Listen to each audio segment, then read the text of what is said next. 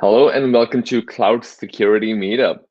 We are a global meetup that runs once a quarter and we talk about cloud security topics which are trending or which are probably important for people who are cloud security practitioners. Today's topic is infrastructure as code security, and I have a really good friend of mine, Matt Johnson. But before we go, if you're here for the first time, have you heard about Cloud Security Champion? But you probably should have heard about the Cloud Security Podcast.tv, which is the ticker over here, where it's a weekly video podcast where we talk to cloud security practitioners on how they're solving a problem or what kind of security challenges they're looking at. Matt was a guest over there as well. And I'm looking forward to bringing him back again because he was such a great value that I had to bring him on the meetup. So without further ado, let me bring the man on. Hey, welcome, Matt. Thanks for coming in. Hey, Ashish, thanks for the intro and hi everyone. Yeah, thanks for having me. You know how we have a tradition from our podcasting, right, Matt? What do you have today? I am on a very bespoke, very small batch. No, I'm just on Heineken. It's 9 p.m. here in my time, so it's not quite coffee time, but Yeah. a beer will do fine. I was hoping to be on homebrew. I've started brewing beer during lockdown, but you Oh. can see the batch behind me is not quite ready. Oh yeah. So Wait, how maybe many maybe for the liters is next one. that? That is currently 44 liters, so about 12 US Oh, that gallons.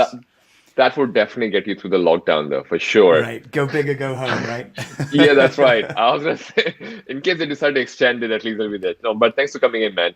And for people who are listening in, I would probably say yeah, it's lockdown season in most countries. So, and I guess Matt's awake really, as you said, 9 p.m. So do appreciate time. I want to get the presso in. And I'm gonna just go back in the background. But over to you, man. I'll be in the background. So if you need anything, I'll just keep jumping in if there are questions. But and for the audience who are listening in, if you have any questions, feel free to drop that in the comments on the right hand side, and we'll be happy to put it in. And if or you can tweet me at it, tweet me, or you can go on Clubhouse. But I'll see you soon, man. Over to you, man. Awesome. Thanks very much. Yeah, thanks again. And I'm quite jealous that you've got a Clubhouse subscription. I do not yet. Dude, I can totally make that happen after this. By the way, Awesome. yeah, all right. I'll let you continue with the meetup, but I'll definitely give you an invite. There we go. I'm just going to close it out now. I've got what I came for. So yeah. Anyway, yeah. Welcome. Thank you so much, Ashish, for having me back. And any questions that I miss, like yeah, shout them out. We'll veer off into random questions. I think it's generally more fun than saving them to the end. So any issue, any question, anything you want us to kind of deep dive on, yeah, by all means, shout. So without further ado, my name is Matt Johnson. I'm a developer advocate at BridgeCrew. You can find me on Twitter there. GitHub's the same, and BridgeCrew is at BridgeCrewIO on GitHub as well. BridgeCrew's mission, just to let you know kind of why I'm into the whole infrastructure as code security kind of topic. BridgeCrew's mission is basically to make it easier to do security where your code happens. So as a development team, it's that whole idea of kind of we've already shifted operations into dev, we've already kind of moved CI/CD, moved the whole thing infrastructure. Kind of security is one of the last bastions there. And all BridgeCrew's tools and all BridgeCrew's products are about making it super easy to kind of add security into your development lifecycle. Um, with the least amount of friction, with the least amount of issues, just kind of providing that like virtual security advocate on your team. And so today I want to talk about some of our open source tools and how people are using them to, improve the security posture of their infrastructure as code deployments, or maybe just kind of, start experimenting with this if this is a new topic for you. So I guess the first thing to talk about is kind of why infrastructure as code security and what is infrastructure as code security. So the idea with infrastructure as code security, as you can imagine, like no one is going to be using, and I'm going to do this so much through this session. So I'm not going to list out all of the popular cloud providers. I'm probably going to just accidentally say AWS or GCP or blah, blah, blah. So pick your favorite cloud provider in like your own mental regular expression whenever I do that. But no one's realistically, unless you're kind of learning in like a sandbox environment or you're kind of hacking around with a new product for the first time, realistically, no one's going to do cloud deployments with the UI or the web interface for any of those providers. The whole point of the cloud is we have these rich APIs to pretty much all of our underlying infrastructure. And so, generally speaking, you're going to be using some kind of abstraction layer to kind of define what infrastructure you want as code. So, whether it's Terraform or CloudFormation or kind of serverless framework for the for the Lambda lovers, your entire topology will be kind of defined as code, and that code, if you're running infrastructure as code, will be running through some kind of CI/CD testing process, probably getting spun up in a dev environment, tests run against it to make sure your APIs have come up and your API gateway is functioning properly, your certificates are correct, and then on to production. And just like just like we expect to run security tests against our application code, we want to look for SQL injection vulnerabilities. We want to make sure we're not doing anything with kind of badly assigned memory if we're in a lower level programming language. We want to make sure we're not using vulnerable, packages from npm or pip or whatever your language. Just like we have all those kind of understandable security risks in code, infrastructure as code's no different. And what we're seeing with infrastructure as code is, because typically infrastructure has been kind of separate and the security of infrastructure has been managed separately by a security team, infrastructure as code is now allowing kind of deployments and CI/CD and automation to mean that the kind of traditional security approach of blessing installation or blessing a VM or manually going and testing after production that the right ports are closed and things like that, those kind of security operations methodologies don't quite tie into what DevOps is already creating from the DevOps side, from the actual infrastructure and the deployments.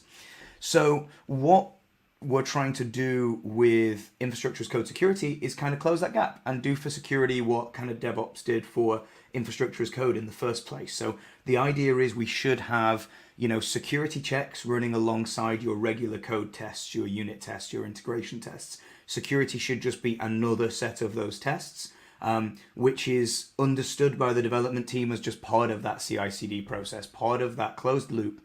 And so all our tools are really aimed at making that a reality. And put these in the slides, which I'm sure we'll make available afterwards. But even if you do have a security engineer on your team, this is still not easy work to do. There's a reason this all needs to be automated. Someone's probably going, oh, not more tests and not longer CI/CD pipelines that take longer before they fail or longer before we get that feedback loop. But realistically, from a security perspective, I cannot remember the whole of one set of CIS guidelines. I don't know, let's pick Kubernetes 1.5. I cannot remember all the recommendations and all the sane defaults that have come out of that kind of piece of standardized work for security, let alone kind of all the defaults across all the cloud providers. Is encryption enabled at rest for S3 buckets? Is encryption enabled at rest for RDS? Is X, Y, and Z accessible by default? Plus all the plethora of compliance checklists. No one's going to remember that perfectly. And so CI/CD, just running those tests permanently in the background against our Terraform and things like that is just a great time saver, and allows a security person on your team to focus on higher priority security items, just knowing that even if you have developers working on a deadline or working on a million things at once, as is often the case, you have something automated in the background kind of catching any security issues and security defaults. And so this isn't to say that security defaults come from bad engineers. This isn't to say that security teams are needed to write secure infrastructure as code. It's the same as everything with all of the stuff we do in this industry. Sometimes you find something that works and it's a great example and it perfectly highlights how to solve a problem.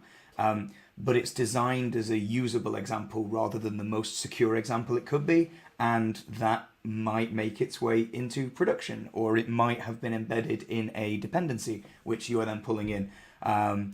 So we did some analysis using some of the open source security scanners that we're going to talk about across kind of public reusable pieces of infrastructure as code. So publicly accessible Helm manifests for spinning up Kubernetes workloads, publicly available Terraform modules for kind of making it easier to use Terraform to spin up kind of more complex items. And we kind of looked through those and pulled out some data on out of kind of, for example, this is the Terraform registry. Out of all the downloads at the time we snapshotted this, how many of those Terraform modules actually had what we would consider against kind of CIS guidelines as insecure defaults. And there's always going to be this kind of balance, because a lot of the times, again, it's that security usability argument. Examples online, especially kind of modules that are useful and are trying to save people time, they're going to want to be easy to set up, not necessarily the most secure by default. If a Hello World example involves setting up like KMS and your own CA and your own certificate signing, that's not going to be a particularly nice Hello World. And so, these modules might be able to be configured more securely with extra parameters and extra setup. But again, as we all know, it's very easy for something that just works to be kind of left like that and make it to prod. So, and I'll leave some of these extra bits of data in just for the sake of the slide deck. But no, so what we see, whether you're writing the Terraform, CloudFormation yourself, whether it's all internal from scratch or whether it's pulling in reusable modules, which is great. The whole point of code is we can reuse it. But some of the common things we find in infrastructure as code security specifically, so yeah, we're not talking about kind of SQL injection of things in the application code, but things that might leave your underlying infrastructure exposed. So default configurations that maybe leave logging disabled on resources you create in AWS. There I go again. So logging disabled, so you'd have no idea whether something did go wrong or you did have a security breach, or a database that's not encrypted at rest by default because the Terraform you're using or the CloudFormation you're using isn't specifying, encrypted true and the default is false. So you end up creating a database which is unencrypted at rest. And actually that's something you do want to know before you create that object, because sometimes you can't go back and re-encrypt a database that already exists. Maybe some defaults that don't turn off certain insecure protocols like TLS 1.0 on an API gateway or a reverse proxy. And then also, things you should be doing if you're running kind of container and microsystems anyway, like making sure your microservices aren't pulling in vulnerable dependencies via Docker images, making sure you're scanning your code for common security issues, making sure you're checking the output of npm when it tells you that some of your node dependencies might have vulnerabilities. These are all important things, but certainly the first kind of four were specific to things that we care about in infrastructure as code security to actually catch those insecure defaults or misconfigurations on the actual infrastructure code. And so this is why we built an open source Chekhov. Chekhov is what we call a infrastructure as code static analysis tool. And the whole point with Chekhov is it can read and understand all these infrastructure as code languages while they're still just on your machine. So it can read your Terraform manifest, it can read your CloudFormation, and it can look at what those manifests are going to build. So it'll go, okay, I can see your build, you want to create 2 EC2 instances and an S3 bucket, and it knows the defaults of the Terraform, and it knows what will and won't be created based on specific items within that object, for example, an S3 object in Terraform or CloudFormation. And so if you don't have things that override insecure defaults, Chekhov will go, hey, that bucket's going to be unencrypted at rest, or you've left that bucket publicly accessible to the world. Did you mean to do this? Same with EC2 instances. It's going to say, hey, you've got a security group attached to this EC2 instance, which is going to allow anyone on the internet to get to a port on this VM. Is that really what you want? And so it's going to catch those kind of common defaults and common security misconfigurations that might leave your infrastructure exposed to attack, even if your code is actually rock solid that's running within those VMs. So, like I said, Chekhov is written in Python. One of the benefits of Chekhov is we have all of these checks. It's not like you have to have Chekhov as like a framework and then you have to go and find policy packs.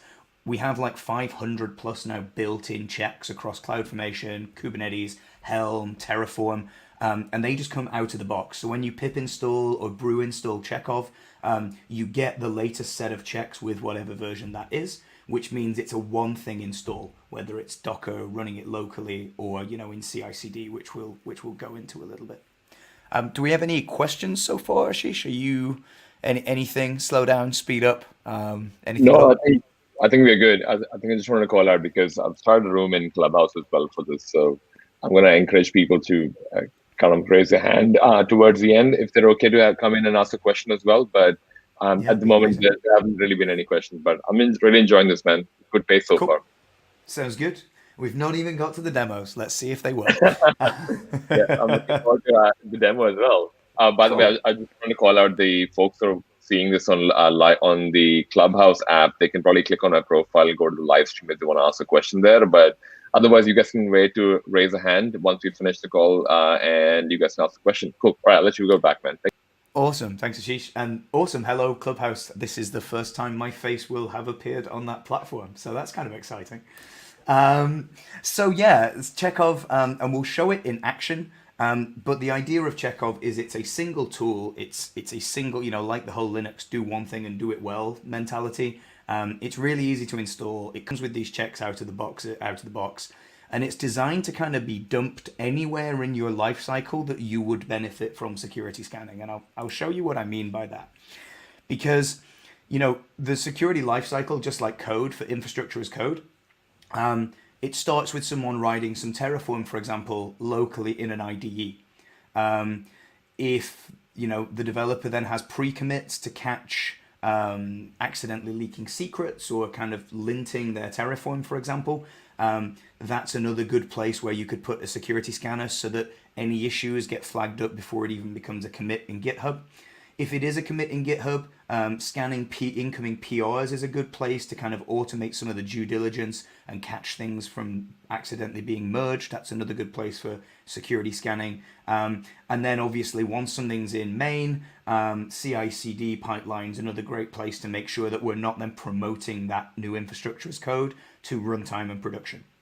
Now, there's an argument for, well, if I'm checking security as, if I'm checking my infrastructure as code security in one place, surely that's enough. I don't need to check it in all of these places. But actually, the further along this pipeline we go from kind of developer's machine to runtime, the more we actually know. So a lot of infrastructure as code languages, so for example, Terraform, can actually pull down information from the target infrastructure and use that as variables in your Terraform code, same with CloudFormation and a few others. So when I'm writing my Terraform in my IDE, I might be using a variable that won't actually be resolved until I'm in my CI/CD pipeline where Terraform plan has access to my runtime environment with my runtime keys. And so a security tool here might see an unresolved variable for a security group, which over here gets resolved to actually 0000/0, and it's an insecure security group, which we should flag up. So there is an argument that because we have more available information as we go from kind of developer to production, there's a reason to kind of recheck your security scanning at each of these phases, because we get more information going this way, but there's also like a complexity increase. Like if we have to fix something once it's in production, that's a lot harder than fixing something when it's literally just an unsaved line of code in VS Code on a developer's machine. So it's easier and less complex to fix things early, which is why we do want to scan over here. But it's also important to keep scanning until and including when we're in runtime, just because we have more information available to us that helps us prove our security posture. And so again, tools like Chekhov have been designed to kind of fit anywhere in this pipeline. Now, I want to introduce something else first before we kind of look at Chekhov, because another problem we have, it being a security tool and kind of the whole trust but verify, is you might not necessarily want to let a completely new tool loose on your production code repos. And so for that reason, we've created these GOAT projects. So TerraGoat and CFN Goat, and there's a third-party Kubernetes Goat, which is absolutely excellent. So shout out to that. And these projects are purposely vulnerable infrastructure as code. So give me 1 second, and I will move this over here.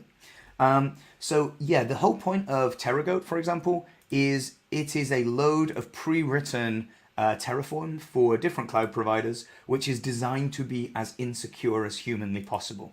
So within every single one of these, so in S3, for example, we will find a lot of insecure buckets with public write access and all kinds of stuff. These are never designed to be deployed to actual cloud providers, but they are designed to show how easily a tool like Chekhov will be able to find those issues. So if we go into, for example, the AWS directory, and I just run Chekhov current directory, you will see what Chekhov can do for your infrastructure as code. So immediately it's going to spit you out, hey, you really shouldn't have your Amazon EKS public cluster available to the whole internet. You should probably lock that down with a security group. You probably shouldn't have IAM policies attached in this way. You probably shouldn't have hard-coded secrets in your Lambda environment.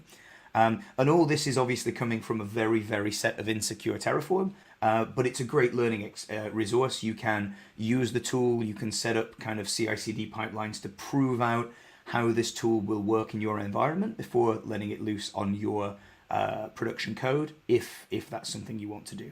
So you can see kind of all the built-in checks, and then for each check we get a reference to the file and where in that code the specific resource is a problem. And then for each Chekhov check, which are all just named based on cloud provider and a number usually, we have these what we call guidelines. And this, again, trying to kind of be that virtual infrastructure as code security person, like the automation is trying to kind of aid your team and provide productivity to your team, provides the rest of your team with these guidelines, which is aimed to give you some context on why you're seeing that issue out of Chekhov. It's like, hey, this is the issue, this is why it matters, here's what we'd recommend if you already have a bucket that needs remediating automatically, here's what you would do in Terraform to correct it, and things like that. And we've actually taken this one further in usability. Very recently, in fact, just last month, we kind of codified some of these what we call fixes. So for example, if it's a binary fix, if we know that actually the way you would make sure an S3 bucket is encrypted at rest is by ensuring that this extra block of Terraform code is in that resource. So we've codified those via an API so that if you are in VS Code, you can actually use our Chekhov VS Code plugin. So for every bit of vulnerable Terraform, and you can see I'm in the TerraGoat repo, again, great training resource. If we find something that isn't secure, we will get this underlining, and you can see we have all of these annotated Chekhov issues here. Again, going down here, we can see that if all data in EBS should be securely encrypted, CKV AWS3, if we click that, it'll give us the same guideline link. But what's more exciting is this quick fix option down here. So I can click that, I can click apply fix, and it will actually add me whatever piece of Terraform is necessary to trigger that kind of secure default. So a developer doesn't have to kind of go and read those guidelines for anything that is kind of a binary yes or no, or for anything that's quite easily fixable without having to have a business or a logic decision on tag management and things like that, we're actually going to provide that. And so, yeah, the Chekhov extension is available. It requires the API key for a free BridgeCrew account to get those fixes. But do by all means go and check it out and let us know what you think about it. And that key is a demo key and will be rotated after this talk. So yeah, this kind of highlights like Chekhov is a CLI tool, but we have multiple ways of running it. So do please have a play around with Chekhov if that's one takeaway from this session. It's pretty cool. And as I said, kind of very simple operation -D, current directory. It will recursively look for Terraform, CloudFormation, Helm, Kubernetes. You can also do --list to find out all the built-in policies that the version of Chekhov you have comes with. Let's have a look. 524 built-in policies. That was nearly right. And also Chekhov help. Loads of other options. You can skip certain checks if you know they're causing you false positives. You can scan individual files. You can output the information in a whole host of different formats based on your use case. So CLI is great for local, but if I'm doing it in a CI/CD pipeline, I might want to pipe that JSON to something else and produce reports, or just get some nice, easy to visualize JUnit XML. And yeah, TerraGoat or CFNGoat or Kubernetes Goat are perfect places to play with this.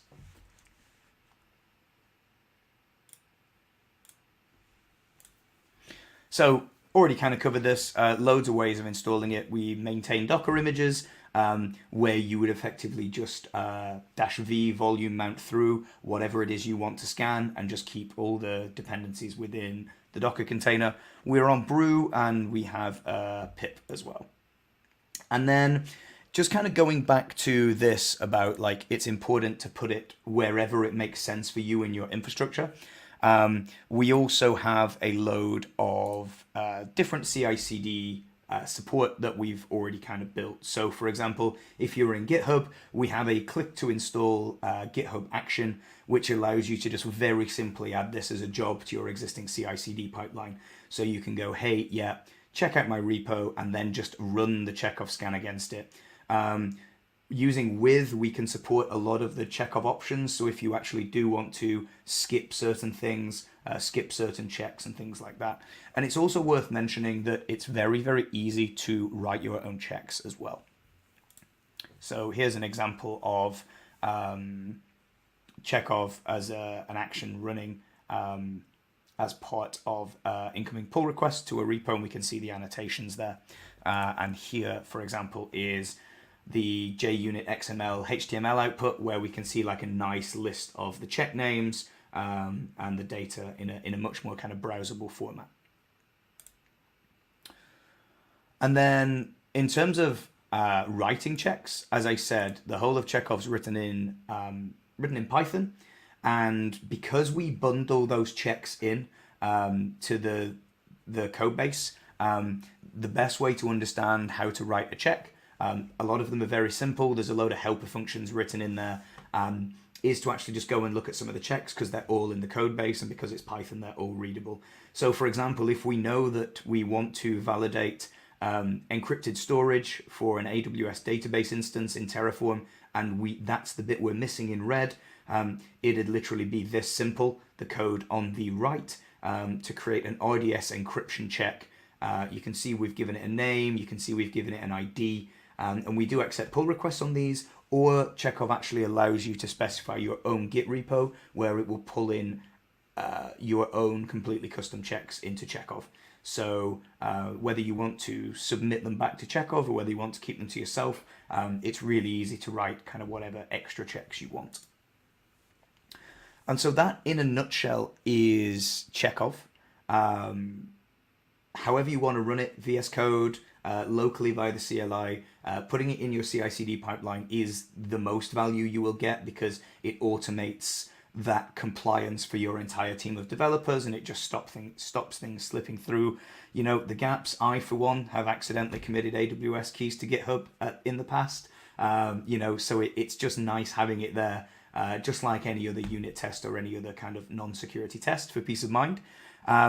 Give it a try, and if you want to follow up, if you want to get involved, contribute, or you're just having problems kind of using it in your use case, we have our Slack at slack.bridgecrew.io. By all means, join, and the wonderful community there will help with anything Chekhov related, or just follow me at MetaHertz on Twitter, and I'll do my best to help out. And yeah, how was that for on time, Ashish? Am I my usual over by far too many minutes? No, hopefully you were totally nailing it on time as well. So a great presentation. By the way, I can't believe you dropped your GitHub keys, sorry, the keys on your GitHub repo. But I'll excuse you for that one. um, It I- actually it was in a squashed commit that was never actually publicly on GitHub, but oh, I've never ever forgiven myself for it. you saved yourself. Say, we have a few questions, but the way I was going to run this was we have a couple of people on Clubhouse as well, and John Derek. If you guys have any questions, feel free to raise the hand icon. I'll bring you on stage, and you can ask questions to Matt directly. And I guess for everyone who is watching the live stream, I've got a few comments and questions over here. So the first one is from Chris Blake. Any plans to include Ansible scanning capability? That is a conversation I would love to have. My understanding with Ansible is like, and I'll be honest, I've not kind of touched Ansible in anger for a good few years now. But I find it's generally just kind of people using Ansible to kind of shell out and then run arbitrary commands. I could be massively simplifying that. So I'd struggle to kind of visualize what kind of guaranteed permanent templates we could kind of validate against in kind of such an open form kind of configuration language. But yeah, if I'm completely wrong on that, I'd love to have that conversation, because yeah, we want to support more and more infrastructure as code formats. So definitely willing to have that conversation. That's an interesting one as well. Do you find that, and I don't know if this is the pattern you're seeing as well, that a lot of people are kind of shifting away from Ansible to Terraform? Like, it's a great configuration management tool, but, and I mean, you don't have to give me an answer. I'm throwing a curveball at you, but most of the conversations that I'm seeing to having, like, a lot of people are moving away from CloudFormation. They're going, we should probably go more Terraform and more cloud agnostic, quote unquote. But I don't know if you've seen this pattern. I have seen that pattern. I think for kind of cloud providers where, you know, that your product can, what am I trying to say? If your product is okay with having that whole, immutable, rip it down, build another one, and you have the APIs underneath, then yeah, you see a lot of Terraform, you see a lot of things like that.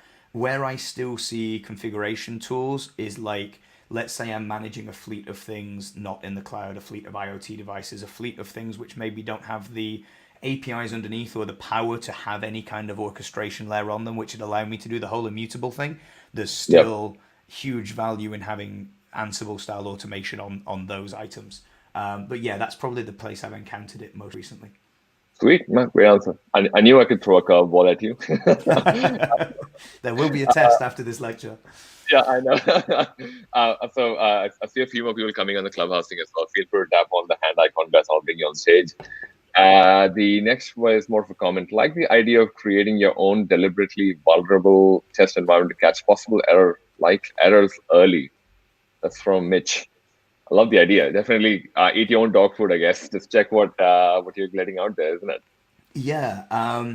The Go projects have been super popular. And they're so easy to, it really helps kind of get over that hump of, well, I want to test this, but I don't really want to run kind of code I don't know in this environment or even in a kind of test environment and things like that. So yeah, we really like them. Again, like super open to contributions and PRs. Like if there's a bunch of Terraform that you think, or a bunch of cloud resources that you think should be in there, by all means, let us know or ping us a pull request. We'd love to get as much stuff in there as possible. Just please, please, please never do a Terraform apply of TerraGo against an actual cloud provider. Yeah, definitely. Bad things will happen. Yep, 100%. I've got, I think, Alex, does Chekhov support the SARIF format? output for that? It does not at the moment. We have a case open in our GitHub backlog for exactly that. This is just another output format, which things like GitHub, the GitHub scanning APIs, if you will, can use to. They want the results in that format so they can annotate, inline code in like code review screens and things like that. So it's just a different output for the vulnerabilities we find and what lines they're on and things like that, which allow them better integration with things like GitHub. Yeah, it's an open issue in our backlog. Please go and +1 that if it is something you're interested in, because that's pretty much how we prioritize, open source work and things within our team.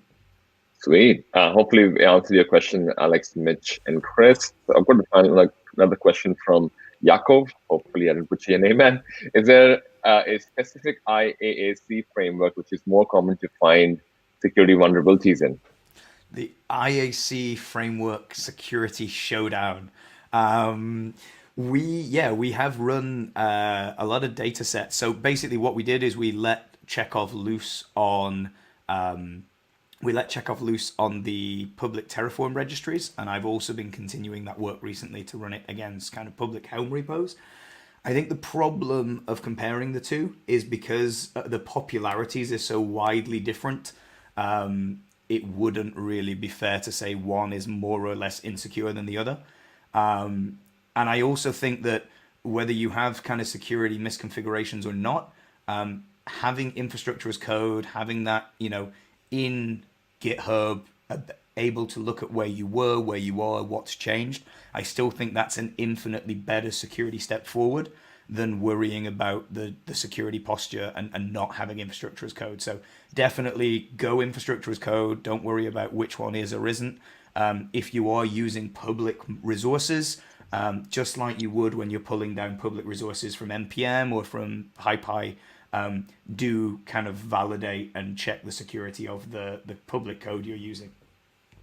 Awesome. That was the last question. I'm going to quickly do a refresh on my Clubhouse room as well. If anyone has a question on infrastructure as code security, you can definitely, obviously, come on the live stream as well. But you can also have us over here. But that was really good, man. I just have one more question for you. I know this is open source, and you're kind of behind getting all this information sucked in. So all these questions about Ansible, IAC framework, you're nailing them down. But where can they find you specifically so they can ask questions from you? I think at Metahertz it's what you've called out, but I'm assuming that's everywhere. LinkedIn, Twitter. I am at Metahertz on Twitter and on GitHub, which are definitely the two that are the easiest to find me on. Oh, I think Sweet. I lost you for a sec there. And then, if you join us at slack.bridgecrew.io, if you're kind of having conversational or want to kind of dump some logs or some errors or kind of, talk about Chekhov itself, if you won't be able to express yourself in more than a few hundred characters, definitely the Slack's the easiest place.